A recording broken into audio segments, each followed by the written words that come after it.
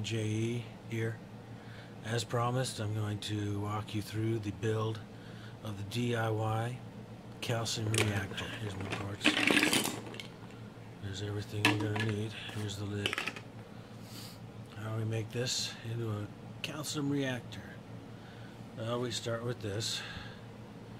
This is your 2-liter wide mouth container, plastic with a screw-on lid. Here's the lid. As you can see, I've already drilled some holes in it. It's about a 5-inch lid, I guess.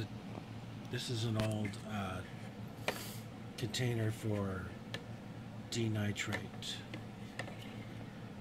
So I got some bulkheads. I drilled for the bulkheads, not very neatly, but it's there. Same with this. I didn't have the right size hole saw, so I cut it out. I cut it out with I don't remember, a knife, I think.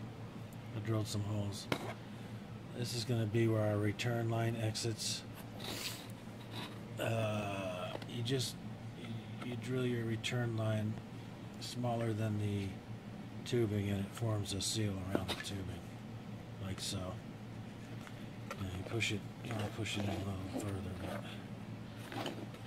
But, I'm trying to do this with one hand. Okay. Well, anyway, you get the idea. So.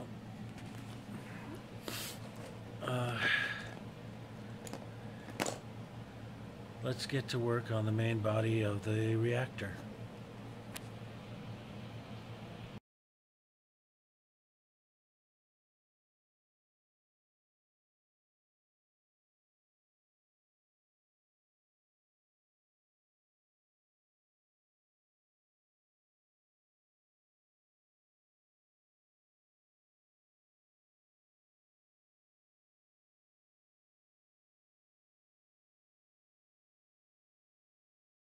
What I've done is I've put my bulkheads in the lid. These are 1/2-inch bulkheads with the O-ring on the outside. So, and on the side of the reaction chamber, you can see the bulkhead always goes on the outside in this case anyway. Also, before you drill any holes, take your pump. I'm using a Pond Master 2. Make sure that your holes line up, because your pump is going to sit just like this. You're going to screw that pump in. I'll do that next. Before you screw it in, put about 4 wraps of Teflon tape around the fitting here, and then just turn your pump into the bulkhead. So you get a nice, relatively watertight fit. Now this is not going to be an external calcium reactor. It is going to sit inside the sump of my aquarium.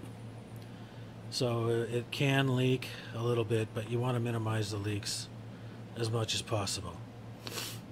So I'll wrap this with Teflon and install it, and see you in the next segment. Okay, so I've installed my pump. Now I need to put in the internal section, my spray bar. This is it. This is just sort of a 1/2-inch piece of sprinkler pipe, I guess it's called. I don't know exactly what it's called. I drilled some 3/16 holes along one edge of it, and I think, well, I got a cap that just it doesn't screw on. It's just a pressure fit. I put some Teflon tape on it, and it just sits there with it's tight. Anyway, this is going to screw into the other side of your bulkhead with these spray nozzles facing down. I'll go ahead and do that and see you in the next part. I put my spray bar in. As you can see, it faces the bottom, And I put my lid on temporarily. This is basically the main assembly. Now all I have to do is plumb this to here and run my exit drip line. So first I'll assemble the plumbing parts that attach between here and here.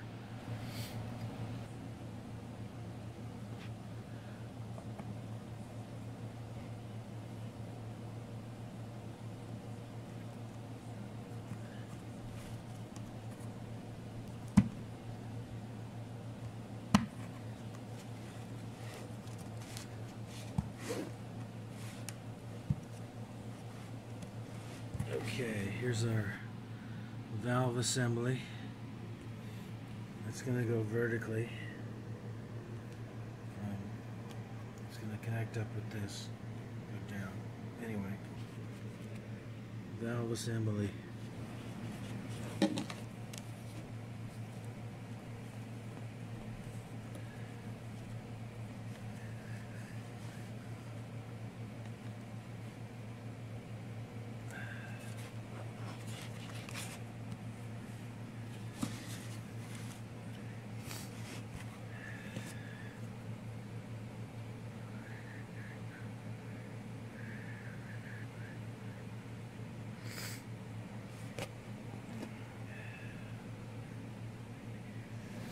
So now we're going to connect this to our valve like so, and we'll use a piece of 1/2-inch tubing right here.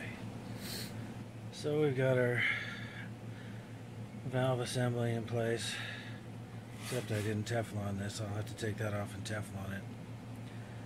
Then we have to connect these two together. I went with 2 different size tubings because it's easier to get apart if you have.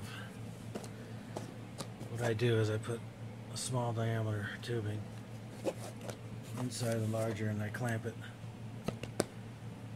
and I can just slip the large diameter side off when I need to clean the calcium reactor, and just pop it back together. You'll see once it's assembled. What I'm going to do is I'm going to slip this smaller diameter tubing inside. This is 1/2 inch, this is 3/4. I'm going to put it in. Well, first I need my clamp. It's a stainless steel clamp. Slip it over. Now,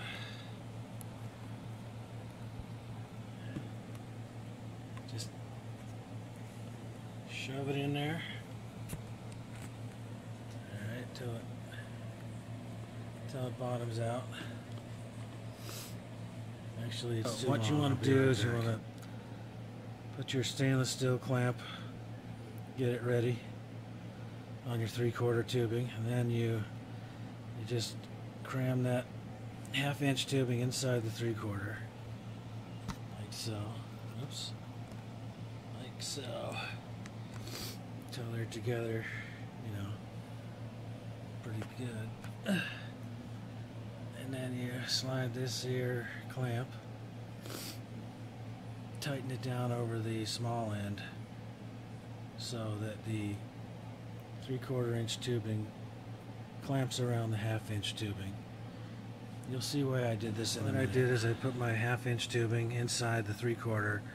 I clamped it down. The reason I did this is because once you get 1/2-inch tubing on these fittings, it's next to impossible to get off without cutting it. So I adapted it up to a larger size tubing and larger fitting. This is a 3/4 barb. This is still 1/2-inch right here going into the bulkhead, but this is 3/4, and it pops off. You know, I can't do it with one hand, but it pops off pretty easily when you need to maintain the unit. So that's the but it's still pretty good. It's not going to come apart. Also, I drilled a little hole, 3/16 size hole in the top of it for this, and this is just a little bleeder valve I made. This is, you get these fittings in the drip line section of a hardware store. I don't know if it's focusing, but It's 1/4 inch, barbed on each side. You drill a hole that's smaller than it, and then you force fit it in, and it'll seal around it. And then I also got a barbed, just a valve, a gate valve.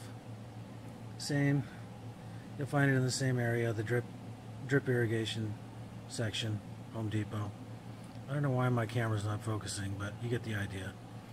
And this tubing that I connected it with is, you find that in the, this is like what you feed your ice maker on your refrigerator. It's all in the same section of Home Depot. It's sort of a semi-rigid vinyl tubing, I guess. 1/4 inch. Anyway, so this goes in here. It's just a pressure fit. Just pop it in. And it should go in. There you go. So that's in. It's not going to leak. You just this is when this is for when you're starting the unit up. You want to bleed some air out of it. That's how you do it. This is the highest point, so you bleed the air out of here. Anyway, so that is pretty much, except for the return line, that's the full assembly. Also, when you assemble the lid after you put your substrate in, you're going to want to Teflon around the threads. You're going to Teflon tape the threads before you put this lid on. You go around it about 6 or 7 times with Teflon tape. And you screw your lid on, being careful not to cross thread it. And then you're probably going to have to move this into position, this fitting here. You'll move this fitting into position. You can just, this bulkhead, the whole thing turns with a little bit of effort. So because we don't have a union here, so you just have to force it into position once your lid's on. And you attach the two together. So, also, let's put in our return line, which is that I guess refrigerator ice maker tubing. Since this hole is smaller than this tubing, it's on purpose because you want it to, I already explained, you want it to seal around the tubing. So you cut your tubing at a steep angle like that, so it helps you get the tubing in. And you know, it goes right in. It's not going to leak. And that's your return line. You get one of those barbed things, you put it on the end, and this will be where your this is where your drip is out of the unit. Once you get it going, this is where you're going to feed the calcium or whatever, calcium carbonate. I don't know what, the effluent. There you go. The effluent. That's a good word. Anyway, you're going to feed that into your sump. Or actually, you're going to go to another sort of chamber with more substrate in it, and drip it into there also in your sump. Anyway, there's one thing I forgot. I drilled a little hole right in the elbow, right in the end of this, as it goes into the pump, because that's the only way your pump has of getting water into it. Also, you need to get, God, this camera's terrible. You need to get your CO2 into the pump as well. So what you do is you, back at the drip line section of Home Depot or whatever, you get one of these T's, but you got to break one of the T's off, right under the barb, so it'll fit into this hole. Actually, I like to do it this way. It's so hard to see.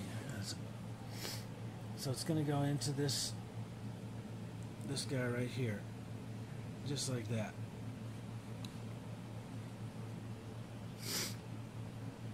But I'm going to cut this barb off. Once you cut the barb off, it fits perfectly in here.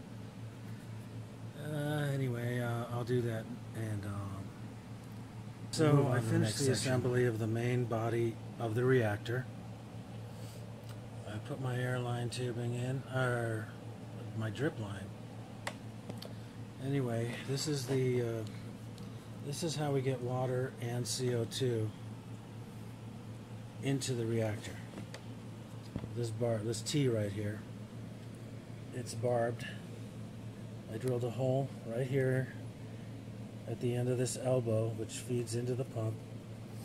I cut one of the barbs off of this, if it'll focus, and that's the part that goes in to the hole, which I can't see because this camera. Anyway, just like that, it'll suck water in here, and then this is where your CO2 line will go. So it'll suck CO2 and water simultaneously, and that is, for the most part, how you do the calcium reactor.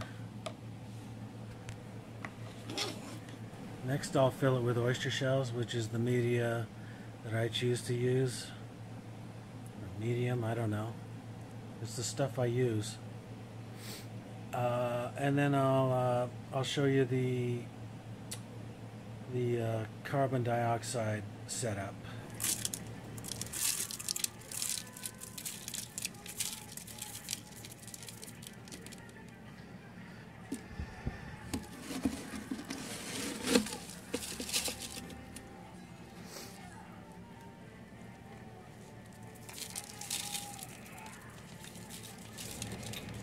Alright, so we've got our oyster shells filled up about 3/4 of the way in the container.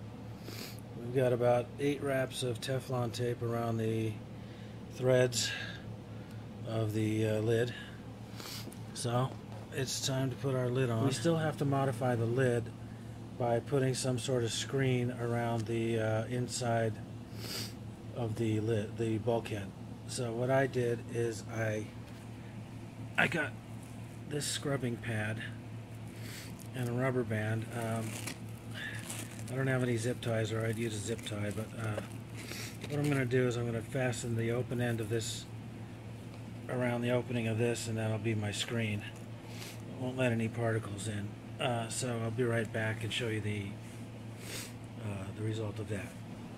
Alright, put my screen on there. You could also use a strainer, a 1/2-inch strainer, that would work. But this is all I had, so, and it'll work. I don't know about the rubber band, how long that'll last, but I can replace that later with a zip tie. Anyway, that'll let plenty of water through it, and it doesn't clog very easily. So let's put the lid on. Make sure it's not cross-threaded. And now we need to get CO2 into our reactor. Well, the way we're going to do it is we're going to make our own CO2. This is a 1-gallon bottle. I bought it at a convenience store. 1 gallon is about 3.7 liters. Anyway, fill it about 2/3 full with water. Then you add some, actually warm water. Then you add a packet of yeast. Actually, you add about 3 cups of sugar is my recipe. 3 cups of sugar, and mix it up real good. And then add your yeast, which comes in packets. Put the whole packet in. Shake it up, and within about an hour it'll start generating CO2. All you do is you drill a hole in your cap here, smaller than this hose. This is some more drip line tubing. It's 1/4 inch. So you drill a 3/16 hole, and it'll seal around the tubing. This is just a quick disconnect. You don't have to have that. Then you drill 2 holes, and you make a bubble counter. 2 holes, 1 the line goes all the way down to the bottom. The other one, the line just stays up at the top to capture the CO2. And that's what you're going to feed to your pump. And this is one of those T's I showed you earlier that feeds right into the elbow of the intake. So that's going to feed right into your pump intake. And unpressurized, it's gonna bubble at about 1,000, 2, 1,000, 3, 1,000, about 1 every 3 seconds. I'm going to eventually pressurize this, which means I'm gonna have a valve in between here and here, so there's back pressure on the bottle, and then I'll have a pressure release valve. Set it, 30 or 50 psi, and then it'll stay. I'll say I set it at 50. It'll stay at right around 50 psi. These bottles will do fine at that pressure, and they can take up to about 100 psi. Anyway, if you have back pressure, you can control the drip rate better. You can make it faster or slower. Right now it's very slow because there's no resistance, so there's no back pressure. Okay, so this is what our calcium reactor looks like all put together with our CO2 running. It's not in water yet, obviously, but this gives you an idea of how to hook it up. As you can see, our CO2 line comes out of the bubble counter, and then it feeds into this little T that we made earlier. Right there. This is where the water feeds the pump. So that's when we're priming the pump, and also when the reactor's running, it needs some way of getting new water into it, and that's how. You adjust how much water comes into the pump with this valve. Normally it won't be wide open, it'll be like about 3/4. And anyway, so we got our drip line. Oh, also while you're priming it, you can have this valve wide open just to let all the air out and make sure the pump starts running properly. So also I made a secondary chamber right here. What this does is it's filled with oyster shells. It's got a down tube down the middle of it, goes all the way to the bottom, and this is where we park our drip line, right on top of that. Fasten it there somehow, but for now I'm just resting it there, trying to. Anyway, you'll have it so you can see how many drips are coming out, but it'll be dripping into this tube. That's to get rid of the excess CO2 and make sure the pH doesn't drop too low in your system. It's easy to make. I didn't bother making a video about it. Just find yourself a container, a long tall container with a piece of tubing, and run the tubing to the bottom, then put your media in. It's real simple, and it'll just overflow over itself back into the sump.